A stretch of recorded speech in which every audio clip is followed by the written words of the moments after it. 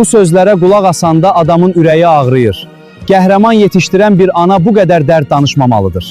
Ay kızım, gerçekten bu yerin yüzünde bizim 3000'den çok şehidimiz var. 3000'den çok bizim şehidimiz var. 3000'den çok bizim gazimiz var. Onlar canın kanın bize ödül koyup bizim torpağın üstüne döküyor.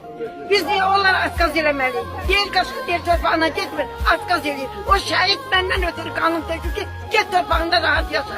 Gedirəm, niye gedirəm? Canla başından gedirəm. Benim kendimi versin. Hansı getdi? Füzuli rayonun devletkarı kendi. Benim kendimi versin. Benim şəraitimi versin. Benim uşağımın iş yerimi versin. Böyle canla başla böyle özüm gelirim. Niye gitmirəm? Günde biri gelir, bir sözü atır, aralığı karıştırır, milleti birbirine karıştırır, cemaati esir yesin, erir, kaydı aradan çıkırlar. Ben şehidimin kanının derdini çekeyim. Gazimin kolumun kılçasının yokluğunun derdini çekeyim. Yoksa ben günde bir uşak gelip bizi oynatmağını derdini çekeyim. Bir olmaz, bir olmaz.